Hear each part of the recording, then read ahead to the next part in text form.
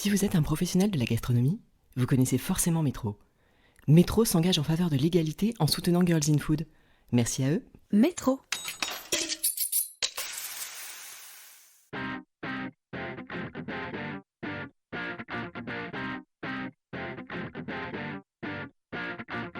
Venue de Californie, la chef Cybèle Idelot est aujourd'hui la figure de proue du locavorisme francilien.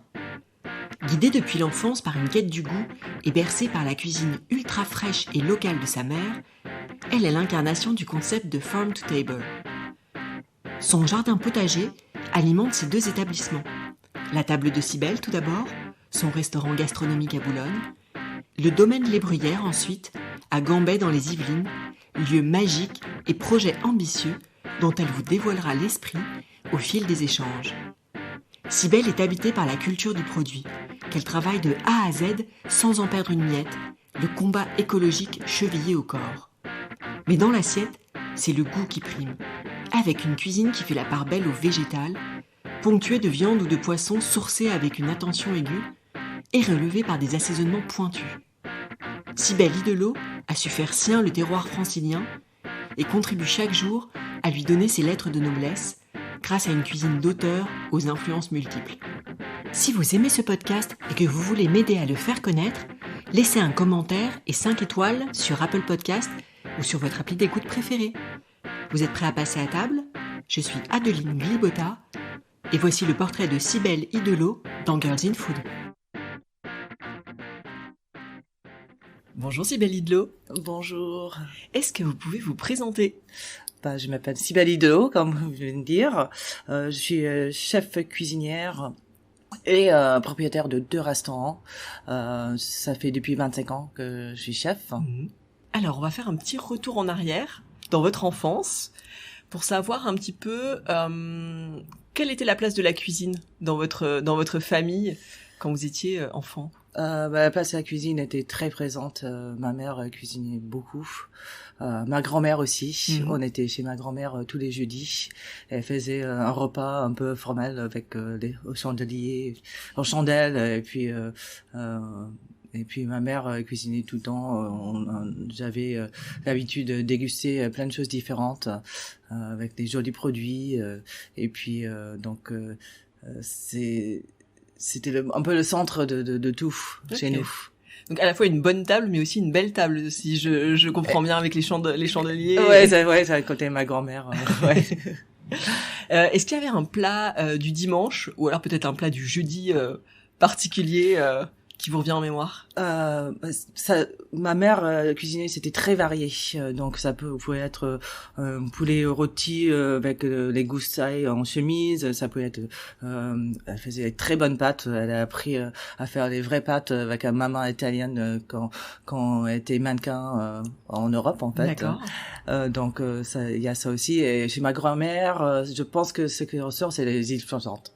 Les flottantes, okay. Oui, donc c'est très français, mais elle faisait ça très très bien et je pense que c'est la chose qui sort le plus.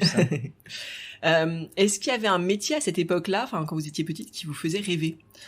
J'ai toujours pensé que j'allais lancer dans l'art, architecture intérieure.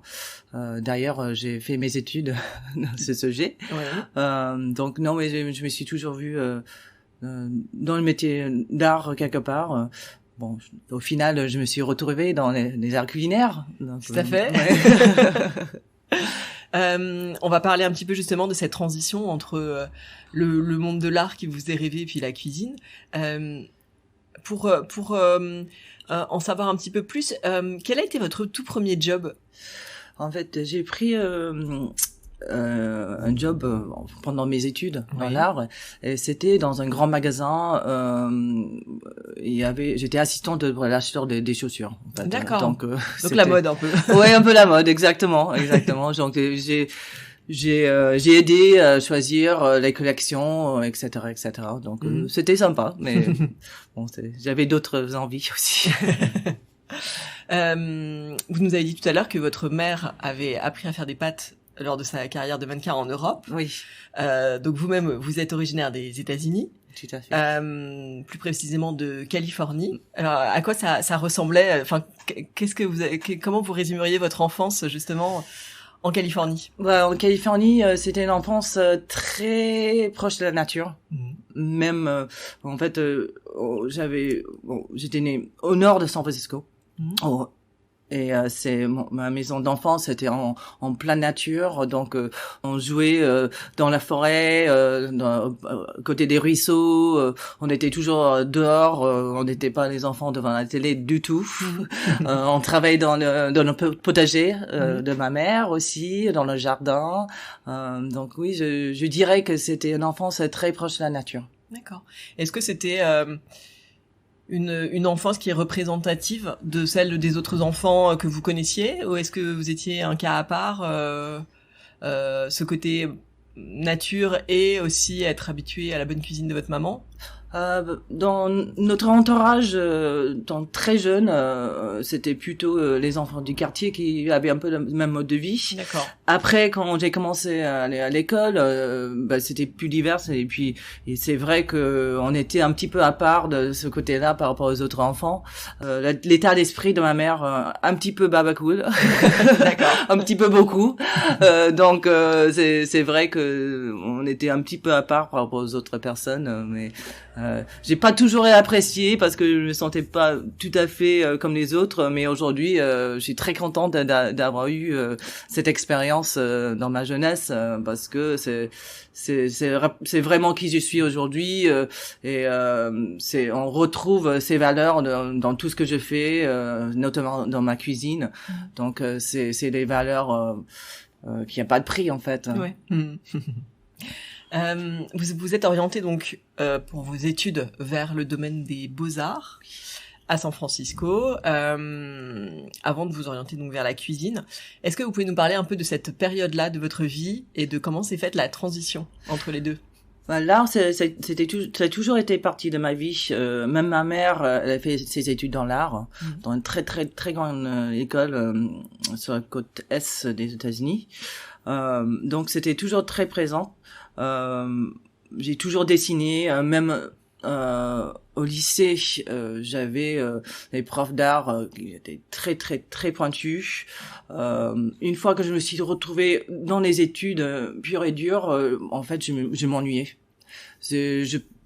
J'avais, c'est un peu tué la passion que j'avais, et ça me remis tout en question. J'ai jamais toujours dessiné. Mais j'avais perdu un petit peu l'intérêt pour moi. Ouais, la flamme. La flamme. Je ne peux pas dire pourquoi, mais je pense que c'est plutôt j'allais tellement loin avant d'arriver à l'université, et puis en fait ça m'intéressait plus. Ouais.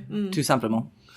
Donc on comprend que vous avez été bercé par cette cuisine maison, par l'amour des bons produits de votre mère, ce qui a sûrement une influence sur votre choix de carrière ensuite. Mais est-ce que vous pouvez nous en dire plus sur la manière dont ça s'est fait de manière professionnelle en fait? Comment vous êtes arrivé dans une cuisine professionnelle? J'ai l'avantage d'avoir cet esprit américain où tout est possible, et si on a envie de faire quelque chose, on le fait. Et on tente. Oui. C'est vrai qu'en France, c'est vrai, il y a un parcours où on dit il faut faire comme ça, il faut faire les études comme ça, et après il faut faire comme ça. Aujourd'hui, il y a de plus en plus de personnes qui font les reconversions vers la cuisine, mais il suit quand même le parcours d'aller à l'école, etc., etc. J'ai tout simplement décidé que j'avais envie de faire ça. J'avais une opportunité de déménager à Saint-Barth, et j'ai commencé à Saint-Barth. Je travaillais plutôt comme hôtesse dans un restaurant très branché sur l'île, et j'étais là avec l'objectif de faire à manger pour les gens qui louaient les villas de luxe. D'accord. Et dans une sorte de chef privé, en fait. Oui. Et j'avais mon oncle qui est architecte, qui avait construit des villas sur l'île, et puis il m'a mis en contact avec les propriétaires de ces villas, et j'ai commencé à cuisiner pour les gens qui louaient leurs villas pendant les séjours. Et suite à ça, il y a leur agence qui avait un autre client qui construisait une villa sur une île à côté qui s'appelle Anguilla. C'est un peu le Saint-Barth anglophone en termes de clientèle. Et j'étais embauchée pour être le chef de cette villa. D'accord. Donc les gens ils venaient séjourner une semaine, 2 semaines, 3 semaines, et j'étais leur chef pendant leur séjour. Et comment est-ce que vous aviez appris à cuisiner en fait? Est-ce que c'est vraiment par mimétisme en voyant votre mère faire? Comment est-ce que vous avez pris suffisamment en fait confiance en vos compétences pour vous lancer en tant que chef privé sans avoir fait de training ou d'école comme vous dites, ce qui aurait été peut-être le parcours classique en France. Oui. Mais vous avez osé en fait. Je trouve ça hyper intéressant comme démarche. Ouais, j'ai toujours cuisiné aussi pour les amis. Vraiment, c'était une passion de faire les grands repas. Et j'ai toujours tenté les nouvelles choses depuis l'âge de très jeune, en fait. Donc, avec toutes ces expériences et expérimentations, j'ai poussé de plus en plus loin moi-même. Bien sûr, j'avais les livres de cuisine, etc., etc. Mais de basculer côté professionnel, ça s'est venu assez naturellement. C'est vraiment, c'était la cuisine, c'est vraiment inné. J'ai une sensibilité pour ça et une curiosité aussi. Je suis très curieuse, j'ai toujours envie de découvrir des nouvelles choses. Donc je pense j'avais la confiance de quelqu'un très jeune qui avait l'esprit que tout était possible. Donc quelle chance. j'avais pas peur, j'avais peur de rien. J'allais voilà, les yeux fermés, et puis à chaque étape, j'ai essayé de améliorer. C'est le cas aujourd'hui encore. Donc non, c'est venu assez naturellement. Et c'était plutôt les gens, ils ont confiance en moi, qui m'ont donné des opportunités. Ouais. Et vous avez su les saisir. Exactement. Et vous êtes resté combien de temps à Saint-Barth ou dans les îles comme ça? Je suis resté Saint-Barth un an et demi. Ensuite, à Anguilla, c'était 3 ans. Et les propriétaires de cette villa, ils avaient une maison dans les Hamptons, et ils voulaient que j'ouvre un restaurant pour eux dans les Hamptons. D'accord. Donc ça c'était vraiment la première expérience dans une cuisine de restaurant. Ouais. Et j'ai commencé fort parce que j'allais directement chef de cuisine, ouverture d'un restaurant. On a eu beaucoup de succès. Après, on est resté ouvert. Ils ont resté ouverts, mais moi je suis resté avec eux pendant un été. Et après, j'ai décidé d'aller faire autre chose.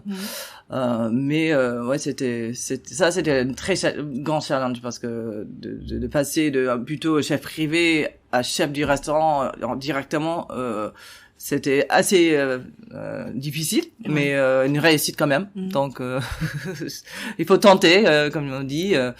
Et puis c'est comme ça que j'ai commencé à travailler vraiment dans le monde de restauration. Ouais. Et donc ça a été une expérience assez formatrice. Oui. Et en plus une ouverture, donc de A à Z en fait, de mettre tout en place, de dessiner la cuisine. Voilà, trouver les fournisseurs autour, parce que déjà à cette époque, j'ai travaillé avec les fournisseurs locaux, les producteurs locaux plutôt. Donc ouais, c'était ça, c'est un marqueur fort de votre cuisine jusqu'à aujourd'hui. Oui, exactement. J'aimerais bien qu'on revienne là-dessus, parce qu'on se dit voilà, vous avez été élevé dans un terroir californien, bon, même si c'est un terroir très vaste. Et vous êtes ensuite vous avez travaillé dans les îles à Saint-Barth, ensuite dans la région de New York. C'est pas du tout les mêmes produits, c'est pas du tout les mêmes climats. Comment est-ce que finalement vous vous êtes adapté à ça, et comment est-ce que votre cuisine finalement elle s'est sûrement transformée avec les produits que vous aviez à disposition? Oui, c'est clair que les différents endroits ils ont des différentes offres suivant le climat. En Californie, on est assez gâtés, parce que il y a des choses qu'on trouve quasiment toute l'année. Il y a quand même une saisonnalité, bien sûr, mais c'est vrai qu'en France et New York également, les saisons sont encore plus présentes. Et il y a certains produits qu'on ne trouve pas localement, surtout à New York, comme les avocats, les agrumes, les choses que j'avais tout le temps en Californie. Après, donc ça demande encore plus d'exigences sur le respect des saisons. Pas tomber dans la facilité de faire venir les produits ou de... Exactement. Donc c'est ça la principale différence. Et puis aujourd'hui aussi avec notre potager, on est encore plus conscient de ça. Ouais, on va y revenir plus longuement. Mais est-ce que ça, c'était pour vous ces changements de terroir et donc de type d'offre de produits? Est-ce que pour vous c'était plutôt stimulant en termes de créativité culinaire? Est-ce que c'était plus un challenge parce que c'était une difficulté? Enfin, comment vous l'avez vécu sur le moment? Non, c'était plutôt positif dans le sens où c'est un challenge, mais ça ouvre d'autres possibilités et il faut savoir s'adapter de toute façon en cuisine en général et ça nous pousse ça me pousse à trouver différentes façons de travailler des produits aussi parce que on travaille pas dans la même manière donc avec différents types de cuisson aussi si on veut prolonger les vies de certaines choses des lactofermentation différentes techniques aussi qu'on peut utiliser pour ces produits. Faire durer un peu la saison quand elle est trop courte. Revenons un petit peu sur votre parcours. Donc là, on vous a quitté à New York, enfin en tout cas dans la région, après une saison dans les Hamptons. Quelle a été la suite après ça? La suite de mon parcours, j'avais décidé de concentrer sur la pâtisserie. J'ai toujours fait ma propre pâtisserie, mais c'était des choses assez simples. Et je voulais être plus pointue sur tout ce qui est technique. Donc je suis retournée à San Francisco où j'ai travaillé avec un chef pâtissier qui était très pointu et très pédagogue. Donc je suis restée 6 mois comme ça pour vraiment former sur les techniques plus précises. D'accord. Et j'ai adoré. C'est vraiment c'était une expérience magique. Ça a complètement ouvert les yeux sur différentes choses et du coup différentes possibilités de travailler le sucré en fait. Oui, ça a nourri un peu votre exactement votre créativité. Donc vous êtes formé et ensuite à cette époque-là, vous aviez donc eu comme parcours quand même, vous aviez été chef privé, vous aviez ouvert un restaurant pour le compte d'autres propriétaires. Voilà, vous étiez du coup un peu plus capé en pâtisserie. Est-ce que vous disiez déjà que à terme vous aimeriez avoir votre propre établissement? Est-ce que vous aviez cette fibre un peu entrepreneuriale ou pas forcément encore à l'époque? J'étais pas encore là. J'avais envie de faire le maximum d'expérience en fait. Et puis après San Francisco, je suis retournée à New York et j'ai fait un petit peu de pâtisserie encore. Et puis ensuite, j'avais commencé à faire des événements pour les particuliers et les plus grands événements aussi. Et ça, c'était encore une autre expérience.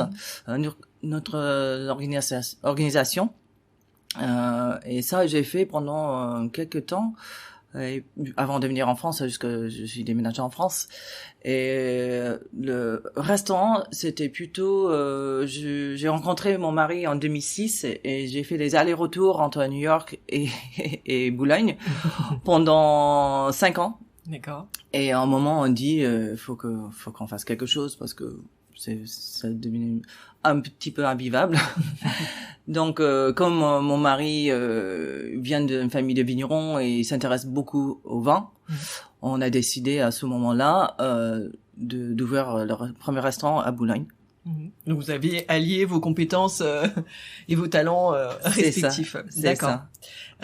Donc là, le restaurant dont vous nous parlez, c'est celui dans lequel on enregistre cette interview.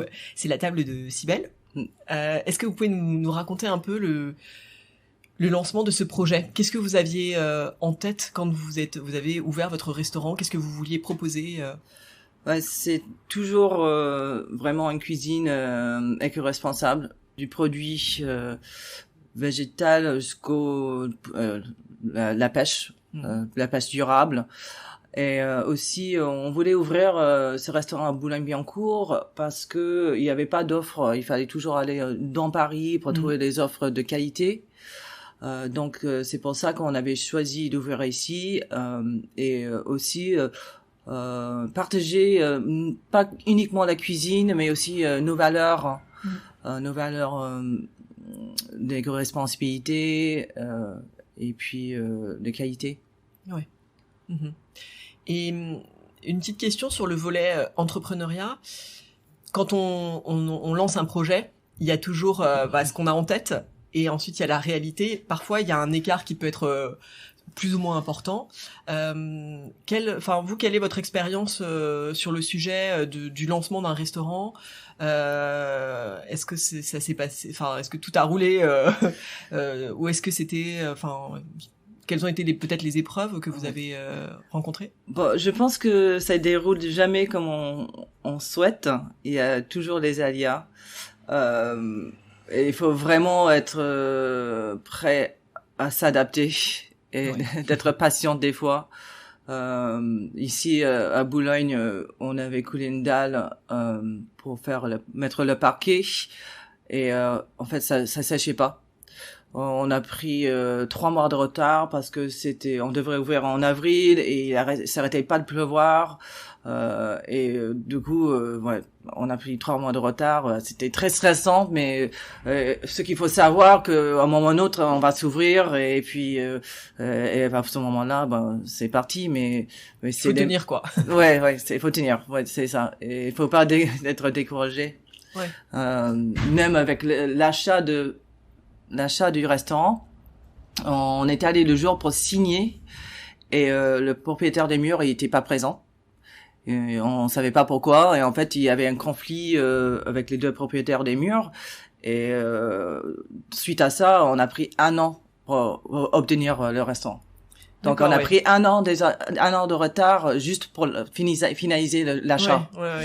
Donc ça c'était difficile, mais on avait déjà créé la société. Du coup, j'avais l'idée de faire les tables d'hôtes dans Paris. Donc j'ai trouvé des appartements d'exception, des choses un peu uniques. Et on faisait une table d'hôtes avec une table de 12 personnes. Et je faisais un menu dégustation avec alcool, mets et vin. Donc j'avais créé un site internet où les gens pouvaient s'inscrire et acheter leur place. Donc c'était intéressant aussi. Donc il faut vraiment savoir s'adapter. Oui, c'est un très bon conseil. Je pense aux auditeurs notamment qui beaucoup de gens rêvent d'ouvrir un restaurant et du coup c'est intéressant d'avoir le feedback d'une chef et restauratrice sur le sujet. Sur justement le fait d'être chef chez soi en fait, vous aviez fait bien sûr à New York cette activité de traiteur pour des événements, donc vous aviez déjà eu le temps de peaufiner un peu votre cuisine et votre offre, mais comment est-ce que finalement on met au point ça, comment est-ce qu'on trouve sa patte de chef au fil des ans? La pâte de chef, ça vient petit à petit, mais pour moi, je trouve que c'est toujours en évolution parce que même ma cuisine d'il y a 1 an, c'est pas la même chose que c'est aujourd'hui. Bien sûr, il y a cette notion de respect des produits et de mettre les produits en valeur. Mais moi je suis toujours en train d'évoluer et je pense que c'est important aussi de pas stagner, de continuer à évoluer et notamment pour soi-même mais aussi pour les clients parce que les clients aussi qui viennent régulièrement c'est sympa pour eux de découvrir des différentes choses, des nouvelles choses. Donc je sens la pâte ça vient d'une base pour moi qui est côté éco-responsable et respect pour le produit, mais après on peut différentes techniques faire mesure pour évoluer aussi. Continuer à apprendre en fait. Oui, c'est ça. La curiosité c'est important, c'est très important. Donc là, vous aviez ouvert la table de Cybelle donc à Boulogne en 2013-2014, c'est ça? 2013. Et fin 2019, vous avez ouvert un nouveau lieu, le domaine Les Bruyères, en région parisienne, on va dire. Donc, qui est une table gastronomique, mais aussi un hôtel. Il y a un jardin potager. Donc, plusieurs activités qui coexistent et qui cohabitent et qui se nourrissent mutuellement. Parlez-nous un peu de la genèse de ce projet. Pourquoi avez-vous envie, en fait, après votre restaurant, de créer un nouveau lieu? Notre envie, c'est devenu de l'envie de faire notre propre potager en permaculture. Donc, ce qui nous a motivés au départ, c'était on voulait trouver l'open terre juste pour faire le potager. D'accord. Et alimenter le restaurant. Et alimenter le restaurant de la table Cybèle. D'accord. Pour aller encore plus loin dans nos démarches. Et on a commencé à chercher dans le Haute-Vallée de Chevreuse, qui est dans les Yvelines, c'est juste 30 minutes de Boulogne. Donc on cherchait à proximité. Et c'était une région qu'on connaissait pas très bien. On avait tendance à aller toujours plus loin en France et au lieu de regarder autour de chez nous. Mais c'est une région qui est vraiment magnifique. On est en pleine nature. C'est la forêt nationale de Rambouillet, Haute-Vallée de Chevreuse. Et puis quand on a commencé à regarder, on est tombé sur une propriété d'un hectare 400 avec une maison particulière. Et on est tombé amoureux du lieu. Donc, il y avait le terrain pour faire le potager en permaculture, bien sûr. C'était l'objectif numéro 1. Exactement. Mais il y avait aussi cette belle bâtisse qui était, c'était plus habité, c'était une maison secondaire pour une famille. Et tout de suite, on a eu un coup de cœur et une vision en direct. Pourquoi pas faire un restaurant et puis les chambres d'hôtes également. Ok, le lieu s'y prêtait. Exactement. Et c'est le lieu qui a guidé en fait le projet un petit peu. C'est tout à fait ça. Ok. Là, vous avez en créant ce lieu et ces différentes activités, vous avez aussi, ce sont de nouveaux métiers qui se sont greffés à votre métier initial de chef et restauratrice. Comment est-ce que on apprend finalement ces autres compétences pour le jardin et pour l'hôtellerie? Oui, c'est pour le potager, on a pris un permaculteur parce que on commençait vraiment à zéro. Pas en termes du potager parce que nous deux on avait des parents qui avaient un potager à la maison, mais surtout permaculture. Et comment réussir et d'avoir un potager productif. Bien sûr. Parce que c'est sympa de faire le jardinier du dimanche. C'est ça. Mais là le but c'était de fournir le restaurant. Deux à terme les deux restaurants. Bien sûr. Donc on a pris un permaculteur, on a appris beaucoup de choses avec lui, il a mis tout en place. Après le premier confinement, on a pris en main à 100% le potager. Donc c'était un challenge et on a vite nous se rendu compte que on n'était pas encore à point. Donc on a pris un autre permaculteur qui est venu avec encore d'autres astuces et d'autres techniques qui est notre permaculteur d'aujourd'hui. D'accord. Et puis on apprend tous les jours. On apprend tous les jours. Il y a toute l'équipe de Ruche le restaurant au domaine qui est dans le potager le jeudi matin. Donc la première partie du jeudi, tout le monde est dans le potager et on travaille la terre, on fait des récoltes. Et c'est pareil, c'est comme la cuisine, on apprend tous les jours. Et après il y a aussi le climat qui joue beaucoup, qui est pas toujours notre côté. Qu'on on a déjà vu avec nos producteurs, et notamment avec nos vignerons qui souffrent beaucoup par rapport au climat. Mais là, par exemple, cette année, l'année dernière maintenant, l'année dernière, on a eu des gels, on a perdu beaucoup de choses. Cet été, c'était des mildious des tomates, toutes les tomates qui étaient pas sous serre, on les a perdues. Donc on apprend des techniques, mais on apprend aussi faut être capable de prendre du recul aussi parce que la résilience un peu. Exactement, la résilience. Parce que en plus quand on commence quelque chose vraiment à la graine, quand on amène jusqu'à l'assiette, on a un investissement encore plus profond Oui. Donc ça nous touche encore plus quand il y a des choses comme ça où on perd des récoltes et tout ça. Mais bon, on apprend beaucoup c'est la nature qui nous apprend beaucoup aussi. Et je pense que ça joue aussi ça a sans doute dû renforcer aussi ce dont vous nous parliez un petit peu, le côté anti-gaspi, le fait de cuisiner tout le produit et de le valoriser dans son ensemble. Quand on le produit, c'est encore plus, je pense que ça devient une nécessité encore plus criante. Est-ce que vous pouvez nous dire justement, ou peut-être avec des exemples, nous dire comment vous faites pour de manière créative travailler les produits de A à Z, surtout des produits du terroir francilien, qui voilà, une partie de l'année il fait quand même froid, oui. Donc c'est peut-être pas le plus évident.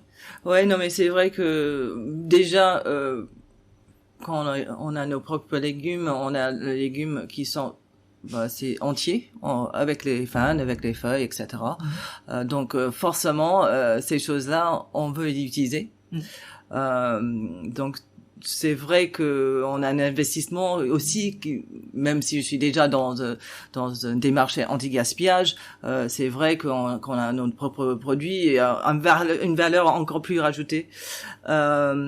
Et puis c'est d'utiliser les feuilles, c'est d'utiliser les épluchures, c'est vraiment d'aller au plus loin, de vraiment jeter rien du tout sur les légumes. Et ça, c'est quelque chose qui, vous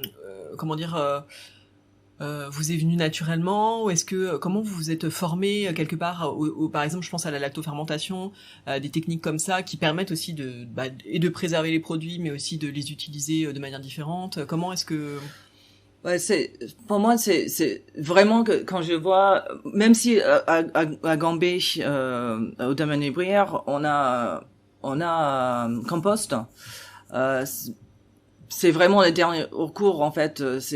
Ça me fait toujours mal au cœur de voir les épluchures dans la boîte à compost. C'est même si je sais que ça va nourrir notre jardin et potager. C'est vraiment quelque chose qui me touche profondément. C'est un dérangement. C'est une angoisse. Je sais pas. Ça me touche vraiment. Je supporte pas de voir les aliments jetés. Ouais. Donc c'est très personnel, ça me touche beaucoup. Donc c'est plutôt quelque chose dans moi qui m'oblige de trouver des façons d'utiliser les produits entièrement. C'est vraiment, ça vient de là en fait. Et comment c'est perçu par les clients? Est-ce qu'il faut faire de la pédagogie justement pour leur faire entendre que y a des choses on a été élevé en nous disant que c'était pas noble ou qu'il fallait le jeter, et vous en fait au contraire vous non seulement vous le cuisinez mais vous le sublimez quelque part. Ouais, c'est justement notre rôle, c'est pas uniquement de servir, de cuisiner pour les personnes, c'est de partager nos expériences et d'ouvrir un petit peu les yeux. On est un petit peu les ambassadeurs d'anti-gaspillage et d'écologie via notre métier. Donc c'est toujours un grand plaisir de parler avec les gens, et les gens ils sont vraiment séduits par rapport à ce qu'on peut faire à base d'épluchures. Qu'est-ce que j'ai fait récemment? C'est les épluchures de scorsonnaire. J'ai fait torréfier et j'ai fait une poudre. Mais c'est un goût de café, une odeur de café, mais c'est incroyable. C'est donc vraiment ça fait c'est pour faire découvrir aux personnes les goûts très originaux. Qui viennent d'une base de quelque chose peut-être qu'ils connaissent, mais qu'ils n'ont jamais eu l'expérience de manger dans cette façon. Et comment est-ce qu'on embarque une équipe dans cette démarche? Parce que sur le papier forcément ça fait rêver, c'est un peu le cadre idéal, travailler en lien avec la nature, mais c'est pas quelque chose auquel on est formé en école de cuisine, en tout cas en France, pas beaucoup je pense. Comment est-ce que on trouve finalement par les temps qui courent où le recrutement est un vrai sujet chez les restaurateurs, voilà. Comment est-ce qu'on trouve des pépites, des personnes qui sont justement dans cette démarche aussi, ou qui sont tentées par l'aventure? C'est vrai que quand on a commencé le recrutement, les gens sont très séduits par son papier par rapport à notre offre. Après, il faut avoir ces personnes en face pour avoir une idée si ça touche vraiment ou c'est juste par curiosité ou bah, ça a l'air sympa, ça a l'air cool. Voilà, donc le recrutement c'était plus des compétences en cuisine. C'était aussi on cherche quelque chose dans la personne, une sensibilité, l'envie d'être proche de la nature, l'envie de travailler la terre aussi, parce que c'est du travail en plus, c'est pas évident, c'est pas pour tout le monde. Donc pour l'instant on a eu vraiment la chance de tomber sur des personnes qui sont sensibles à ça. Actuellement on a une équipe que c'est que des femmes. Oui, c'est ce que j'avais constaté. C'est que des femmes. C'était pas voulu forcément. J'ai pas embarqué en disant je vais recruter que des femmes. C'était pas du tout ça. Même au début, il y avait des hommes qui ont travaillé en cuisine avec moi, mais je trouve que bah, les femmes, peut-être en général, mais surtout les femmes qui travaillent avec nous, elles ont cette sensibilité. Je pense que on n'appelle pas la mère nature pour rien. Il y a quelque chose très féminine en fait. D'être proche de la nature. C'est intéressant. Et ouais, j'ai une équipe incroyable qui sont vraiment à fond dans le potager tous les jeudis, dans le froid, dans le chaud, voilà, et qui sont ravis.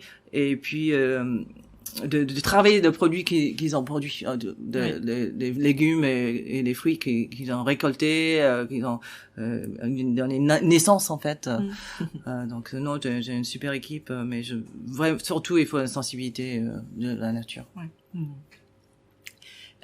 Comment est-ce que s'articule la cuisine de vos deux restaurants? Puisque maintenant vous en avez deux, vous avez la table de Cybèle à Boulogne qui existe toujours, bien sûr, et voilà cette nouvelle adresse dans la nature, La Ruche. Comment est-ce que vous articulez les deux? Bah, je suis à Boulogne le mardi et mercredi. Je viens pour travailler sur la carte. Parce que la carte change régulièrement dans les deux restaurants suivant les envies et les produits de saison.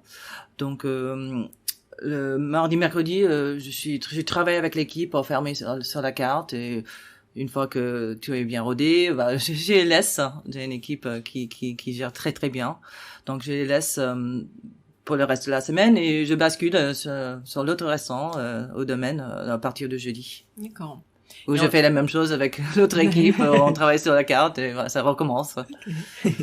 Et est-ce que vous avez encore des projets ou est-ce que là vous essayez de souffler un petit peu Bah, avec Franck, mon mari et moi, on a un petit peu maladie de toujours avoir envie de faire plus.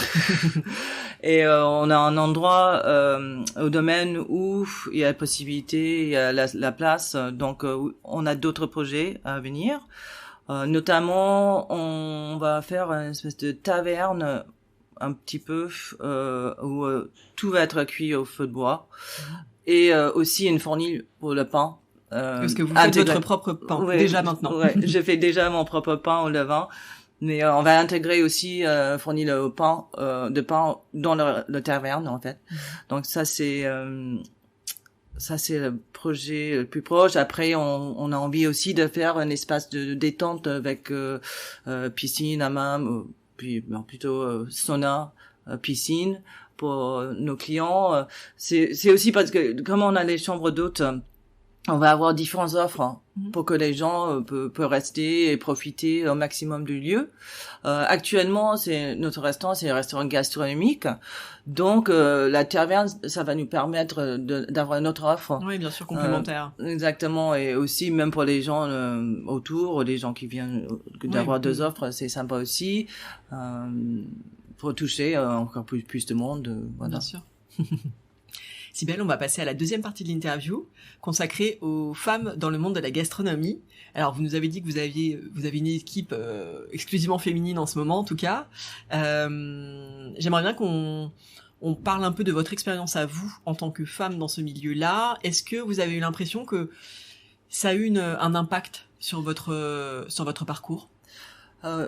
C'est vrai que j'entends beaucoup des femmes qui racontent des expériences des fois un peu négatives. Ouais. Moi, c'était pas mon cas du tout. Je peux pas dire que c'est le contraire. Est-ce que c'est parce que c'était plutôt aux États-Unis? Je ne sais pas. Mais moi, j'ai toujours eu des super expériences où j'avais un grand soutien de l'équipe autour, mais c'était peut-être plus accepté aux États-Unis, surtout à San Francisco, qui est vraiment connu pour l'égalité. Bien sûr.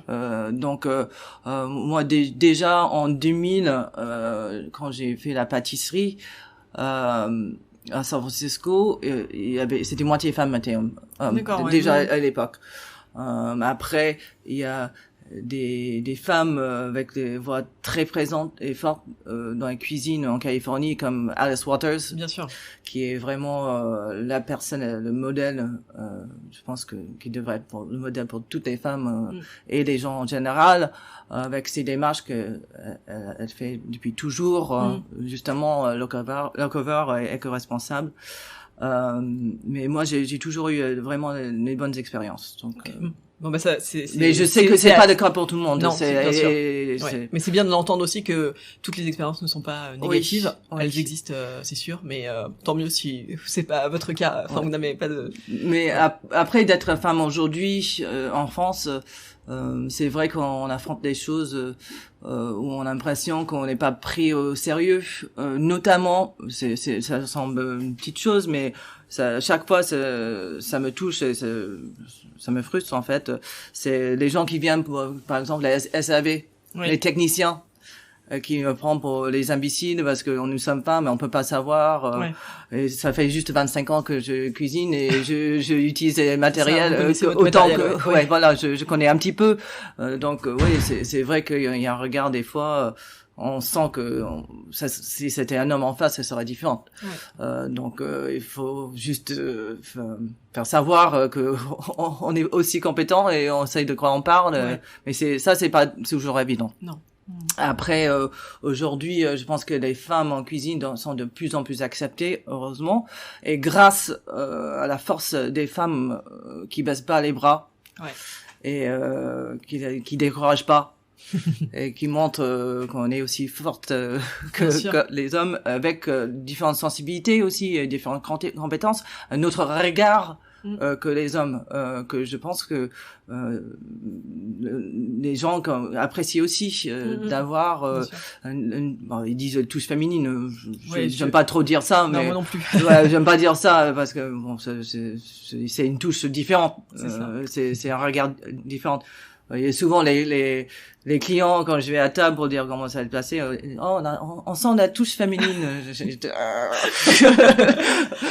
C'est ma touche, ok. Je sais pas féminine ou pas. C'est ma touche à moi. Donc voilà. Ouais. Et est-ce que vous avez l'impression que la place des femmes évolue? Oh oui, tout à fait. Juste, il y a une visibilité déjà des femmes chefs qui est de plus en plus important. Je pense qu'il y a encore beaucoup de travail à faire, notamment au niveau. Si on veut parler des femmes chefs reconnues par exemple par les étoiles, les guides Michelin. Ça il y a encore beaucoup de négligence de leur part, je trouve, pour mettre la lumière sur des femmes très talentueuses. Donc il y a encore du travail à faire, mais ça m'a fait même depuis je vais dire 2 ans la présence des femmes, ça explose. Il y a plus de visibilité, on entend leur voix, ça s'en présente, donc ça fait beaucoup plaisir. Est-ce que vous auriez un conseil à donner à une femme qui nous écoute et qui voudrait marcher sur vos traces? Un conseil, c'est comme j'ai dit, il faut pas baisser les bras et il faut pas essayer d'être quelqu'un d'autre aussi. Il faut garder l'identité. Il faut être fier d'être une femme, dans le sens où il faut pas essayer de faire comme les autres, comme les hommes. Il faut garder son identité, parce que c'est important. Il faut être sincère sincérité, et il faut pas oublier qui vous êtes au fond de vous, en fait. Ouais. Et pour conclure ce sujet, est-ce qu'il y a des femmes qui vous inspirent, que vous aimeriez nommer? J'ai nommé déjà Alice Waters. Ouais. C'est vraiment c'est quelqu'un qui m'a toujours inspiré. Après, aujourd'hui, il y a beaucoup de femmes aussi, mais c'est elle qui reste en tête et dans mon cœur aussi, parce que en plus elle était de chez moi. Ouais. elle est de chez moi. Ouais. Elle est de chez moi. Donc c'est vraiment elle qui reste en tête. Après, tous les jours, il y a des femmes qui montent en puissance, qui sont là, qui m'inspirent aussi. Mais c'est vraiment elle que je tiens à cœur. Cybèle, on va passer à la dernière partie de l'interview, le questionnaire Girls in Food, des questions pour mieux vous connaître. Quel est votre dernier coup de cœur food? C'est pas une femme, mais bon, c'était Hachimil en Alsace, Jérôme Gégat. C'est vraiment c'est un chef qui est très très proche de la nature. On a l'impression qu'il tire la nature de l'extérieur jusqu'à son assiette. Vraiment sensibilité. J'ai adoré. On a passé quelques jours en Alsace et vraiment juste après j'avais juste hâte de revenir pour voir ses prochaines créations. Vraiment c'est quelqu'un mais adorable, mais vraiment une gentillesse, chaleureux, mais c'est vraiment la personne est magique aussi. Donc on sent vraiment sa personnalité, sa sensibilité dans ses assiettes, et ça m'a beaucoup touchée. S'il y avait un plat qui devait résumer votre enfance? Bon, ça c'est difficile. Ma mère cuisinait tellement que j'ai eu tellement différentes expériences, différents plats. Il y a un plat qui revient.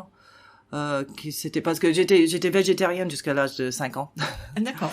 Donc ma mère cuisinait beaucoup de végétal, mais il y avait une espèce de chou-fleur qu'elle creusait dedans, et après elle mettait les œufs et du fromage, et elle remettait au four comme ça, et je pense il y avait peut-être un petit peu de béchamel, je suis pas sûre, mais c'était vraiment la tête de chou-fleur entière. Ouais, elle avait creusé dedans, elle mettait les œufs, des fromages et éventuellement du béchamel, je suis pas sûre, il faut que je lui demande. Mais ça c'est vraiment, je garde ça en tête, mais c'était plutôt la cuisine végétale qui m'a marqué, parce que jusqu'à l'âge de 5 ans, je mangeais que ça. D'accord. Est-ce qu'il y a un plat que vous avez goûté et que vous n'avez jamais oublié? Il y a un plat que j'ai goûté qui était c'est dans un restaurant à Copenhague qui s'appelle Studio, et c'était très simple, mais c'était dans sa simplicité et la pureté qui m'est vraiment, ça me donne une larme aux yeux, vraiment. C'était des Saint-Jacques juste crus. Il y avait je pense c'était des cassis ou c'était des myrtilles, un peu lacto-fermenté, avec juste une petite huile infusée au sapin, je pense. Et c'était tellement pur que ça a touché quelque chose de fondamental dans moi, une émotion. Ça a provoqué vraiment une émotion pour sa simplicité et pureté, en fait. Est-ce qu'il y a un produit que vous avez toujours au frigo ou dans votre cuisine? Du fromage. J'adore le fromage. D'ailleurs, avec le rythme de vie, j'ai pas toujours le temps de vraiment manger des repas. C'est souvent sur le pouce, et donc j'ai toujours du bon pain et puis du fromage. Faut aller avec pour manger sur le pouce. Quelle est votre recette fétiche, celle que vous faites tout le temps chez vous quand vous prenez le temps de cuisiner? Quand j'ai le temps, c'est pas souvent, ça arrive pas souvent. Et quand j'ai le temps, c'est plutôt la cuisine thaïlandaise pour plusieurs raisons. Déjà, il y a un petit peu de préparation, mais après c'est assez facile à exécuter. C'est une cuisine que j'apprécie beaucoup pour tous ses saveurs et surtout, et mon mari adore ça. Donc, donc moi, si je cuisine un plat thaï, il est content. Succès assuré. C'est plus épicé possible. Il adore tout ce qui est épicé, mais non, c'est souvent la cuisine asiatique ou thaï. D'accord. Et justement, quand vous êtes en cuisine, peut-être pour faire un plat thaï, qu'est-ce que vous écoutez? Est-ce que vous travaillez en silence? Est-ce que vous écoutez la radio, de la musique, des podcasts? Quelle est la bande son? C'est plutôt la musique. Et ça dépend mon humeur, mais ça peut être du rock jusqu'au jazz, ça dépend. Ça dépend. Quel est le resto de votre vie s'il n'en restait qu'un?